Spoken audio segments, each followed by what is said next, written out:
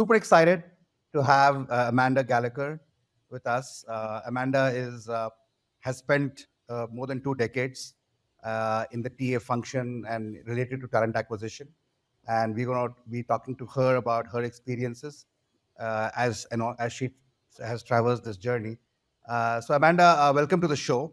Want to start with one particular aspect first, right? You're currently in the talent acquisition function in the healthcare sector, right, with HSS, and it's probably one of the most exciting sectors from a talent acquisition perspective, but also the most difficult sector from trying to get talent. So I just want to get a sense of how difficult is it really to hire people in the healthcare sector? Is it as difficult as we read or hear about, or it's not that tough? I know because you read a lot, and then when you are doing it, it's like slightly different. Just wanted to get a sense of that first. Well, first, thanks for allowing me to be on this with you guys today. It's a pleasure. Talent acquisition definitely has its ebbs and flows. An ever-changing landscape in the healthcare industry, and that can present with its challenges. As we all know, during COVID, that definitely presented its share of challenges. It can be quite difficult, especially when you're hiring clinical staff. That can be a challenge. It really kind of depends on what you're looking for on a given day, or at a given time period, and what you're hoping to achieve. But you have to really love talking to people and engaging and really understand the needs of your hiring managers and what they need on their units or in their departments. And I think HSS, we just do a really good job of it. So it can be difficult, but you have to really love what you do, and then it becomes fun. But if you look at healthcare as a sector, and if you look at HSS as an organization, right, I'm sure you're hiring Hmm. various types of people, right? You're hiring nurses, Absolutely. you're hiring physicians, you're hiring surgeons. I don't know. I mean, I'm just guessing. If you look at across the sector, do you think it's as tough in each sub vertical, or is it tougher to hire nurses, for example, because one reads a lot about the shortage that the United States has? How would you Hmm. look at the subsectors within the sector itself? So it definitely, it varies a lot. It depends on the type of nurse you're looking for. There are certain people that are a lot harder to find. We're obviously a very niche hospital. We specialize in orthopedics and rheumatology. And not everybody comes with the orthopedic experience. And so we do a lot of training and growth and development to get staff to, have all their competencies underneath them to be able to treat our patients. But finding that gem that does come with that experience is always a plus. And that can be quite difficult to do. The talent landscape has definitely grown more competitive, especially in a market like New York City. If you look where HSS is physically located, we're surrounded by other healthcare systems: NYU, New York Presbyterian, Lenox, Northwell, MSK. So how do you stay competitive when you're with those brands who are also, high up there? And so that can be quite challenging at times, and we do, like, there's people who go from HSS to NYP, but then they want to come back to HSS. And I think that really says a lot about our brand, and how strong we are, that we frequently have people who might want to try something new. And, because we are so specialized, like, for example, if I have a nurse who wants to try labor and delivery, we just don't do that at HSS. So maybe they'll go try it for a little while and they're like, they almost always try to come back, So I think that says something about the culture, the brand, the teamwork that we share as colleagues. So it can definitely be very difficult. Right now, we're experiencing challenges in our peri-op space, so in the operating rooms. Operating room nurses are definitely hard to find. So are surgical technologists who work side by side with our physicians. So we've had to get quite creative in recruiting these professionals. I mean, I could go. I don't know how relative some of this stuff I'm sharing is, or how specific I should get. But I mean, I could talk for hours about all the different challenges with all the different subspecialties. So if you were to look at talent acquisition as a function by itself, and I'm going to step out a bit of Mhm. healthcare and just look at it as a, as a horizontal. What attracted you towards this function? Why did you choose to make a career in TA as compared to some other career you could make in some other function? To some degree, I fell into it. So I had worked at NYU as an assistant director in career development. So I was preparing, graduate and undergraduate students to go out into the workforce. And I really liked engaging with them, providing them with advice, and preparation to go out into the world. And I also helped to build internship opportunities as well. And I really liked the work. I was actually laid off from my hospital or from my prior job, and I got the job at the hospital. It kind of just was a natural segue, right? So I'm preparing people for their next step in careers. And I was like, I had a lot of colleagues who are making the transition into working in TA, and I thought it was something that I would be good at. And so I applied, I got the job, and I haven't looked back. It's been a fantastic ride.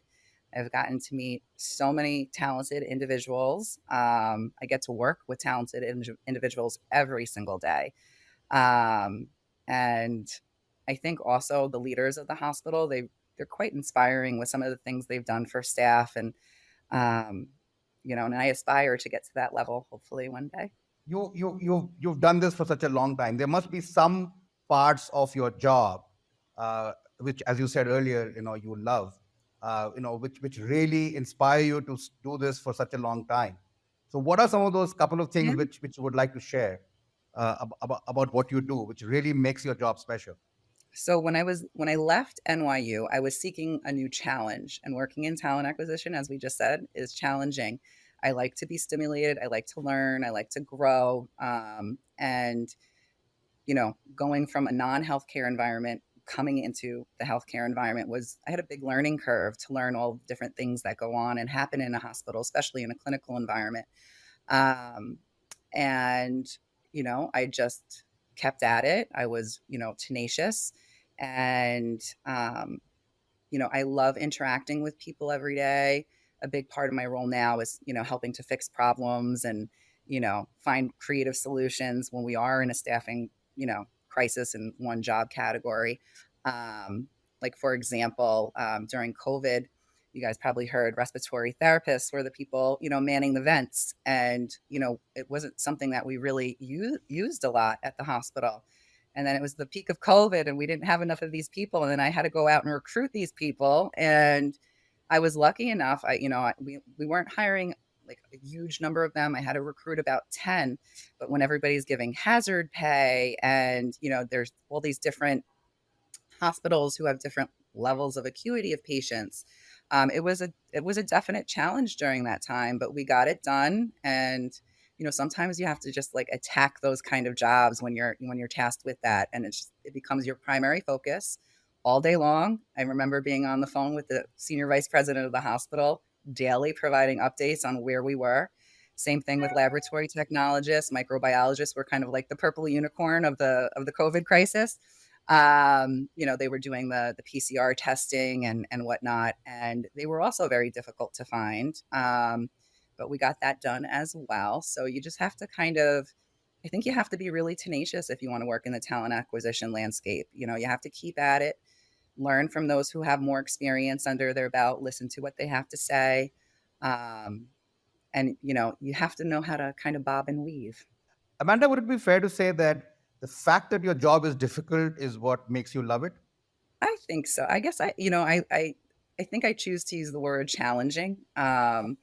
I think, difficult kind of has a little bit of a negative connotation to it. My job is challenging, but that is definitely part of what I love about it the most. I'm using my brain all day long, and um, dealing with people, it can be complex sometimes. Everybody, especially post pandemic, everybody has unique wants. There's the whole working remotely or working hybrid. And, for a lot of our roles, if they're patient facing, we just can't do that. So, what do we do to make things more appealing on our end so that people will want to come to HSS and work with and partner with us? Over to you, Jess. Amanda, I think about those things you said, and they apply probably at anything someone wants to master. Hmm. when you think about an organization with 6,000 staff like yours, I keep saying this on this our talent trailblazer series here.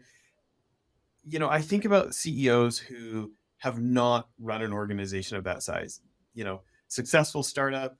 When they need 24 staff, they're mostly getting it from themselves or their friends or their the core team, and then all of a sudden they have so much success. Now they're moving into hundreds, or sometimes some of the folks on the show are have jumped from a couple of dozen to a couple of thousand staff in 24 months, 36 months. I mean, very quickly, sometimes this happens, right? And they haven't been given a lot of background on, how do you recruit at scale and end up with great people, not just someone who checks the box? What's your first piece of advice for high growth CEOs when it comes to that? I think it's a great question. HSS was in that position. When I started with the organization, we had approximately 3,000 employees. And in the last 8 years, we've doubled that number. And I've been a part of that growth, and I've hired in the areas where we did have to scale pretty quickly. And I think it really is, be careful who you hire for your talent acquisition team, right? You want people who are going to stick with it. We don't have the kind of jobs that, it's not a traditional 9 to 5, no matter what anybody tells you. I'm talking to candidates on Saturday mornings because they're in the operating room during the week, or, sometimes I'm interviewing somebody at 7 o'clock at night. It all starts with the talent acquisition function. You have to come strong out of the gate and make sure everything aligns. I think one of the things, when we interview and we're interviewing for culture for our organization, we have a very simple and very clear mission statement. It's to help people to get back to what they need and want to do, or need and love to do. And I think we always keep the patient. And I guess depending on what the organization is, right? The patient is our goal in healthcare. We always keep that in the back of our mind. And when I'm interviewing, I'm always interviewing and keeping our shared values in the back of my mind as well. I'm listening for their responses. Are they talking about teamwork? Are they talking about innovation? The patient experience, if I'm interviewing a clinical professional. And I think those things are really important to tie in early on in the interview process to figure out, is this a person who is going to align and do well and thrive in our organization and do what we need them to do, right? So I think that's like just, a really significant part that should take place very early on. We also have another kind of our CEO and president. He's actually outgoing now, but his name is Lou Shapiro. And he has this concept of leadership by all. So no matter where you are, who you are in the organization, you should have the capacity and the confidence to be able to say, hey, this doesn't seem right, or this isn't working. Here's a suggestion. Could we maybe try it this way? And I think that concept really gives people an additional investment in their workplace, So I hope that answered the question. No, I think it's helpful. I think that, a couple of things I got from that is this idea of like the traits of your TA professionals is going to show up in who they acquire, but also, if you have a core value like leadership at all levels, that's something that you need to have a TA team that not just believes in, but is recruiting for, if that's fair. 100%. Well, it leads to kind of my next question. You think about what a challenge it would be to hire for those highly scarce roles during the middle of COVID. And I think about our world right now. We're doing a lot more AI tools in our business right now, and getting to the point where we're probably going to start a separate company, an AI focused company. And that's very, very scarce job role these days, is bringing on somebody who's got good AI experience, especially inventing things in AI. So I'd be interested in your talent acquisition principles, regardless of industry, of when you're going after those scarce roles, besides just more money. What are other tools that CEOs should be working with their talent acquisition professionals to get better at? I think having access to LinkedIn is really important. any professional who's worth their weight is going to be on that platform. And to allow your recruiters to have the back end access to message candidates directly is really important. And then, you know, finding an appropriate pitch that's going to attract them to want to have a conversation with you. We do that all the time. You know, we use referral programs at the hospital as well. So, you know, if we're trying to hire into a particular job category, if we hire the person that you refer, you're going to get a referral bonus for that. And if they stay even longer, you might get a little bit more money for that. So I think those are some of the things that we use. We do a lot of marketing. We have a lot of online and in-person events, you know, where we'll have like an open house, virtual or otherwise, and hoping to, you know, at least initiate those conversations. We have relationships with local and national universities that we recruit from. We try to build relationships with those career services offices or sometimes individual programs, you know, depending on what we're searching for. So it's all really about relationship building and, you know, getting people to trust you and knowing that you're going to deliver on whatever, you know, you're promising from your end. And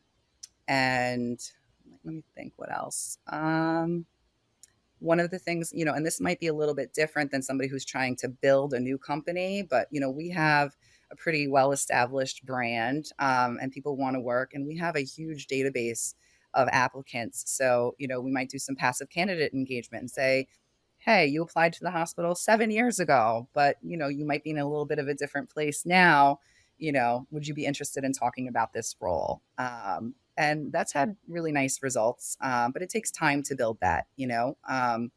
So I think it's the marketing, the being able to build successful relationships and partnerships with industry and the different colleges and universities. And I think that's a big piece of it. Yeah, you know, I want to talk about this concept you brought up of having the right pitch. You know, we hired 3 employees last week, and we ran the same ad with 3 different titles, and our successful candidates all came from the one way we had titled it and pitched it, and the other 2 we didn't get anybody good. So I'd be interested just your advice of, you know, not having a, you know, what's a great pitch versus a boring job placement ad. Yeah. You know, like I think in my role, you know, obviously, you know, I try to stay as professional as possible. But when I'm trying to engage with somebody who doesn't know me, may not know the organization, I try to come, you know, kind of like down to earth. Like these are in direct communications, not like where I'm, you know, it's like a marketing piece. But if I'm reaching out to somebody as an individual who I think fits the bill of whatever I'm looking for, you know, I just ask them if, you know, would you be open to having a conversation? If I can get them to have a conversation with me, I can almost always sell them on whatever I have available. You know, so I kind of take a little bit of a low key approach to it so they don't feel that pressure. And then when I do get them on the phone, you know, I tell them all the great things about working at HSS. You know, and I've been working in the market for a long time, so I know I'm able to compare, you know, some of the other shops in the city and you know, here's why working at HSS is great, and here's what you won't deal with at HSS that you might be dealing with in another area hospital. So, you know, I think that's really the key. Just get them to have a conversation with you. And if you have somebody who's good at their job and TA, and a big piece of that is the sales aspect, right? Can you sell somebody? And, you know, I almost don't like using that because you know, the term sell, but that's part of it. It's marketing, it's sales. But there are a whole host of reasons why somebody should want to work at HSS. And if I can get them to see that benefit, then I can almost always translate that into a first interview. And if it's not a match, it's not a match, right? We want to hire somebody who wants to be here, and that we want in the organization. So I always tell my candidates, it's an interview on both sides, you know, no pressure. You know, if it doesn't work for you, it doesn't work for you, but hopefully it will. And if it is, then we might have a match. That's solid advice. Gautam, what does that make you think of? Yeah, no, I just want to, you know, add to what you're saying, Jess, and Amanda, I want to get your view on this. So if you look at TA function, there are 2 aspects to it, right? You spoke about the pitch, right? And Jess asked you a question on that. And then we spoke about the interview process, which is more like an assessment, right? So if you look at these 2, and they are slightly different, right? Assessment is slightly different from doing a pitch to a prospective candidate. If you look at these two aspects of the TA function, which one do you really enjoy more? Because they're slightly different, in the way they come out. I guess for me personally, I love giving the pitch and getting somebody in the door. Even if it's not a match, it's like I was able to accomplish that and nobody else was. My old boss used to say, you will attack a job 18 different ways until you get that job filled. And I think that's really kind of, I like being able to meet that challenge and hopefully like I almost always fill the jobs, so just getting that person in the door who is the right fit, who's going to do a good job, who wants to do a good job, is really important. So I like both aspects of it. I like talking to people, I like getting to know them, I like getting to know what makes them tick, and I think that's also a big part on fit for culture, right? So why are they looking to leave their organization? you know what do they want their next organization to be like? Pie in the sky. If you could design your dream job or your team or whatever, what would that look like to you? Because I think that really kind of informs my perspective as somebody, like, is this person going to be a good fit here? Do we have what they need? And I think that's something that we always take into our hiring process. It's not only about what HSS needs. It's like, is this individual going to get what they need out of the organization as a professional? So would it be fair to say, Amanda, that selling skills are something which are, like a prime requisite for a person who wants to make a career in the TA function? Yeah, it has to be. You have to be able to talk to people. You have to know the ins and outs of the job. There's sometimes you get like an approval for a job and, for a new program or a new area. And you have to be able to, like, for example, we opened a new ambulatory surgery center a few years ago, and I was tasked with hiring all the clinical staff for that. And, we knew approximately when the surgery center was going to open, but we also knew, depending on construction, that it might be delayed. And how do you prepare somebody for that? Because they're counting on a start date and we don't know if it's going to open on time, right? And it actually wound up being delayed. But during the interview process, one of the things that I shared was, we're looking for professionals who have the flexibility and adaptability, you know, if things don't go according to plan, to be able to adapt and proceed, So we were looking for people with that professional maturity. And I think, having those kind of conversations early on is really important, so they have an expectation of, what is going to happen if this gets delayed. And, I think we had a very clear plan and it wound up going seamlessly. We opened the state of the art facility. Um, and, they're some of the strongest teams that I've actually built here at the hospital. So, um, I hope that answered the question. I feel like I went off on a little bit of a tangent there. That's okay. I got a large part of the answer. Just following up on that, if you look at the last 8 years, right, since you joined Mm-hmm. HSS, the TA function, right? How would you think the TA function has evolved, right? Like, is it dramatically different from 8 years ago in terms of hiring, in terms of the complexity of hiring, or the challenge in hiring, or has it always been very, very similar? Even 8 years ago, it's pretty similar to what it is today. Yeah, no, I mean, I think it's definitely gotten more complex. And listen, TA can look very different at HSS than it might at any other organization or any other hospital.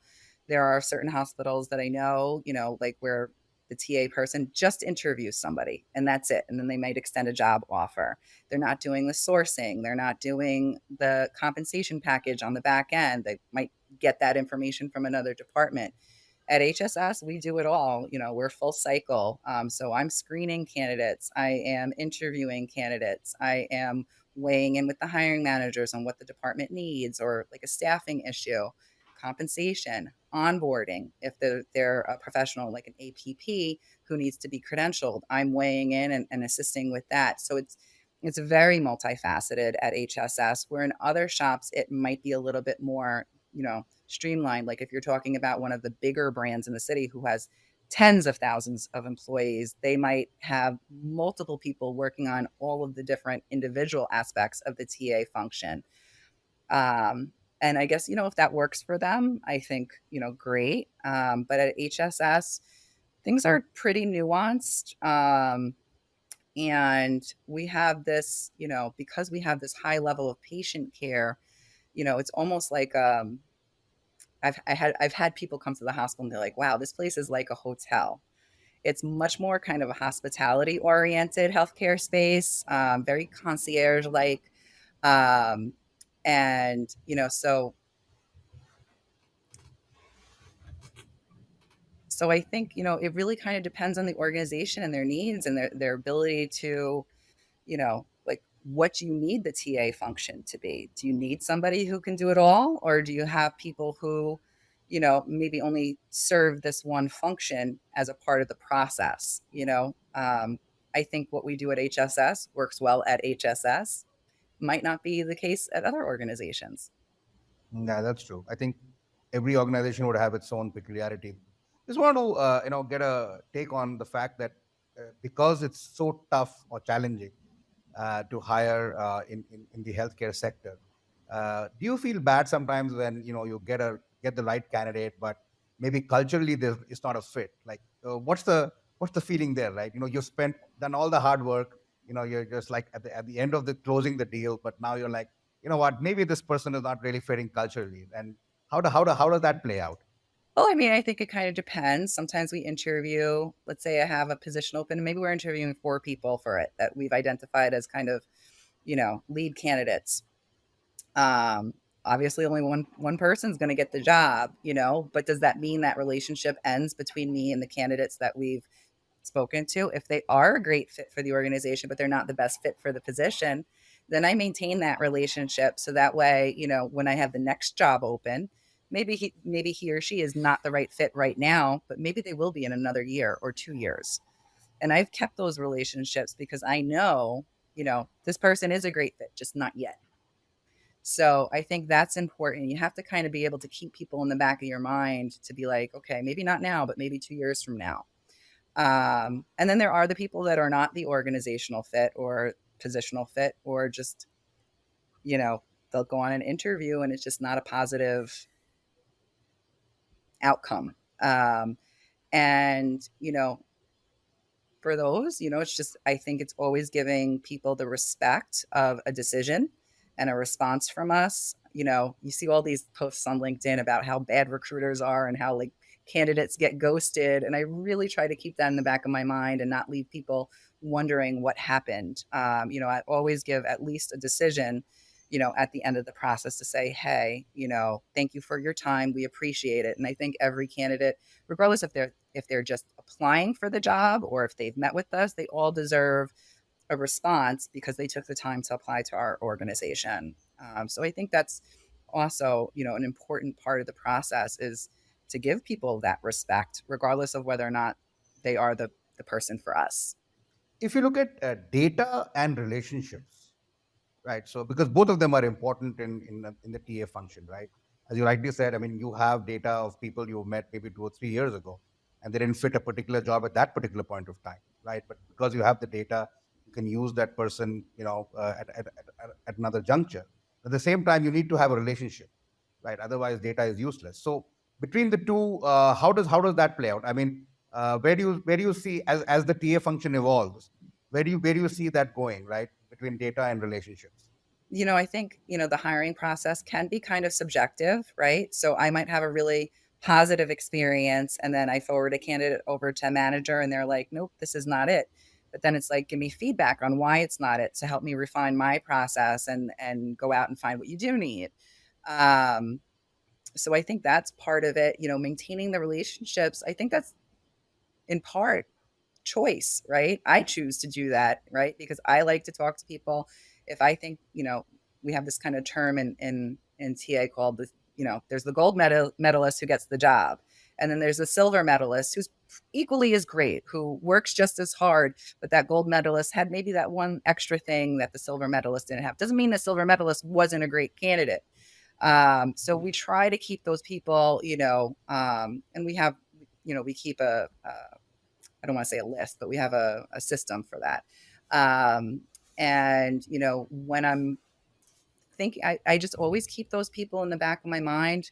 I'm not sure what kind of the onus of that person being in the back of my mind, but I guess maybe when you're doing it for a while, you just know who is going to be the next person. So you have to have a good memory, Yeah, working yeah, in the and TAs. that's where all the data is. Yep. Because if I leave, nobody, like we might have a list somewhere or whatever, but I'm the one that had the experience with the candidate, so just remembering those things and bringing them up when the time is appropriate is important. It's interesting to start thinking about this complexity, especially at scale. I think my question is, again, for the high growth CEO who's trying to think through these problems, maybe at a scale they never have. Mm-hmm. As you look at this culture that you talked about of more almost that hospitality minded, of very customer service, like my mom and sister are nurses. We've all been in hospitals. Like, there's definitely medical organizations that are more customer service friendly, and there's others that sometimes you feel like maybe you've gone to boot camp with the military. Do here, don't talk, do that, right? And I've had conversations with founders who felt like they didn't pay as much attention to this stuff, and they recruited large numbers of extra people, and the culture got away from them, and kind of feeling like being behind the 8 ball, trying to get it back was way more difficult than if they had been more intentional up front. And so my question is like doubling the organization, adding 3,000 more people, just advice for how to keep that culture that you want through this, potentially like very dilutive activity. Yeah. Right? I think it was really important. And the one thing that HSS never, ever compromises on is quality, right? So we might have a position open. It might be open for quite a long time and we just haven't found the right person. But none of my hiring managers are going to hire somebody who is either not good for the health of the organization, but might be able to, do the functions of the role.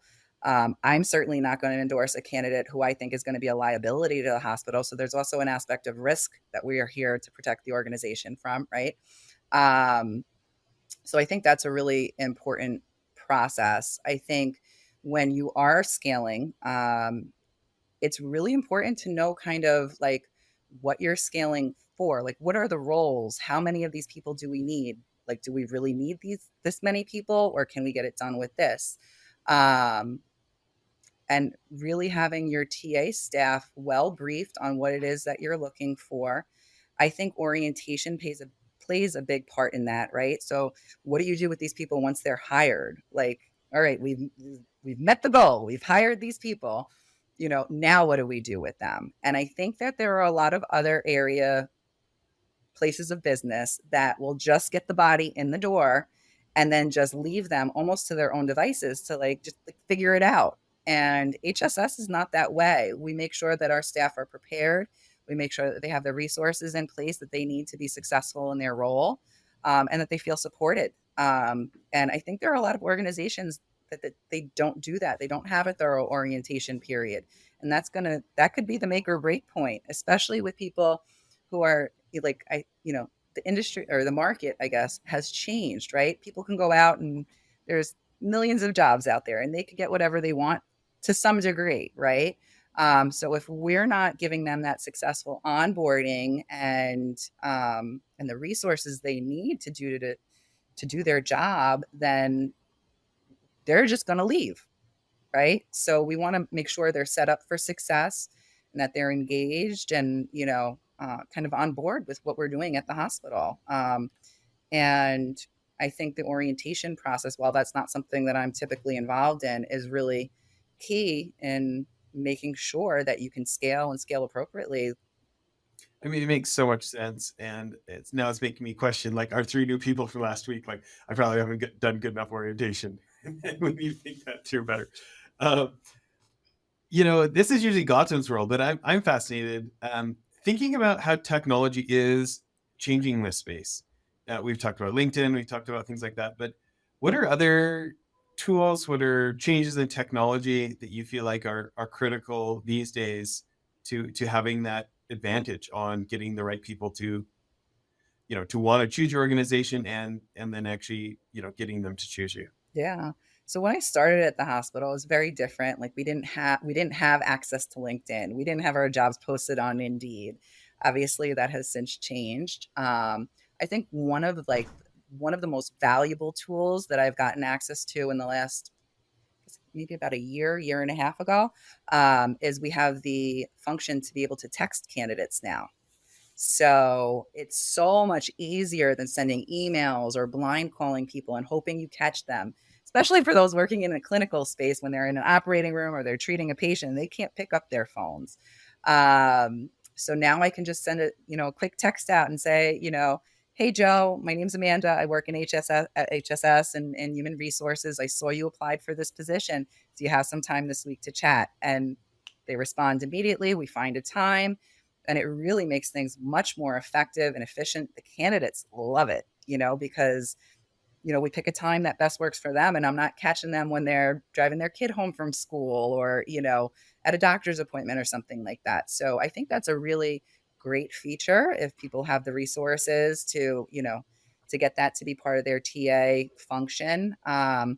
We currently use an applicant tracking system called ISIMS, which is good. We're moving into a new software, so we'll see how this goes. We're launching it. It's not going to be launched for 2 more years. It's called Workday. But HSS kind of came from simple beginnings, right? HR, is a non-revenue generating department, right? And I think they've realized that there is this additional need now. So Workday is supposed to simplify a lot of things. Some of our systems don't talk to each other the way that they should, and Workday is supposed to fix all of that. So, I'm not sure if that's something that remains to be seen, I guess. But we're always considering new technologies, new ways of doing, business. Technology has played a big piece in how we all do things. Like a few years ago, one of the big changes that we had, and this was an interesting talent acquisition story, actually. So if you guys have ever heard of the Epic system, if you go to the doctor, most hospitals and doctor's office uses this. It's an electronic medical record system. It's called Epic, and that's what our hospital is on. And when we went go live with that, that was a new technology that was going to change patient care. So if you were a patient, you would come in and you'd meet with your doctor's office, and then they'd send you to radiology. And then radiology, you'd have to fill out the same forms you had to fill out in the doctor's office. And then if you needed to have surgery, then you had to go to the surgical coordinator. You have to fill out all that paperwork again. Epic streamlines all of that, right? And during that process, we had to have our people trained. So, but how are you supposed to train people on this new EMR when they have to be on the unit with our nurses? So during that time, I had to run 2 recruitment projects concurrently. I was recruiting for our full-time nurses, but I was also trying to hire traveler nurses who were Epic super users who could help out on the unit while our nurses went out and trained.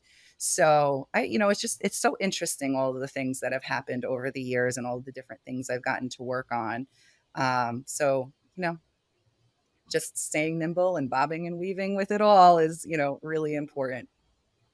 I like that answer. I mean, a couple of things that I'm getting the most out of that is, one, having a system that talks to all the rest of your system and helps things go smoothly, probably responding to candidates quicker and less confusing for them, as well as your own team. But I liked your point about the text. Like, it sounds so simple, like send them a text, right? Right. And at the same time, like, if your system's not set up for it, they're probably getting less personal versions. And like, the message I'm getting from that is this idea of like meeting your candidates where they are. Like, if they like text, like making this more user-friendly, that you're being concerned about what's user-friendly for them instead of user-friendly for us. Is that fair? Absolutely. And we're always trying to do that, whether it's our onboarding process and making, access to get your drug screen, a little bit simpler, or reaching out to candidates with the text message feature, or, the onboarding piece, and how do we communicate with the different departments so that this person arrives and knows where they're going and, is going to be oriented successfully, so I think there are a lot of changes. We try to be as innovative as possible. We're always looking to do new things. I actually met with a vendor the other day about AI in the recruitment process, which I'm like, am I going to still have a job if this happens? But like there's a lot of different things coming, and, we remain open. I think you have to, I get calls and emails constantly from third party vendors that want to partner with the hospital. But, every once in a while you get something that's really interesting, and does it make sense for us? Like I said, HSS is kind of its own little unique animal. But, I think when we feel like there's something that will benefit us and will benefit the candidate or our staff, HSS senior leadership always endorses that, so, and it's good to feel supported. That's another great thing, right? To support your staff when they do make recommendations for change or innovation, to know that their voice matters. Well, I know we're winding down for time. Gautam, do you want to go for our last question here and wind us up? Yeah, I was just looking at your LinkedIn profile, Amanda, and one word caught my eye: community builder. Right? You've written that in as part of your profile. So, is it is it like a passion to build communities in the healthcare space? Is it to do with the TA function? What does it really mean? As far as you're concerned. I think that for me, the community builder piece is really about building good teams, right? Because they're going into that community. They're the ones that are going to have to work on that unit or in the department. And we all spend so much of our time at work, right? Like my colleagues are almost like family to me. And, we have our own little community. We had a lot of change over the last year. We hired a lot of new staff onto our team. And that was a different dynamic for everybody. Everybody had to get used to the new people, and new people had to get used to the old people. And, I think, that's what I think of, just creating a good environment for the people and bringing in people who are going to contribute and elevate that environment. I used the example previously of, when I was staffing that ambulatory surgery center kind of from the ground up. And I partnered with a fantastic hiring manager, Brian Gus. Me and him, we're just lockstep and key. And I think that relationship is also critical, right? He had an idea as to what he wanted to build. And together we partnered together to achieve that goal and get the right people in the door who were going to deliver phenomenal patient care. And to this day, like I'll talk to some of the people who are on the unit, like when we have promotional opportunities available and things like that, or they'll just call me to be like, hey, Amanda, how do I get this done in HR? Like I'm always like that, because you're that point of entry person. You're that point of contact for whatever their HR needs are. And you have to be okay with that too. But I've spoken to number one. They're like, this is the best team I've ever been on. And, hearing that 2-3 years down the line, it's just, there's a level of satisfaction there to know that you did a great job in creating a great environment. Yeah, that is special. That's very special. Thanks, Amanda. Jess, anything else you want to add here? No, that's great. Amanda, if people want to check out the hospital, if they want to connect with you on social, where are the best places online? Yeah, absolutely. You can find me on LinkedIn, Amanda Gallocher, Gallocher. If you want to reach out to me at the hospital, it's last name Gallocher at hss.edu. And I'd love to be in touch with anybody who wants to learn more. That's great. Well, thanks again for making time to do this. Of course. Thank you so much for having me. It's been a pleasure. You bet. Bye, everyone.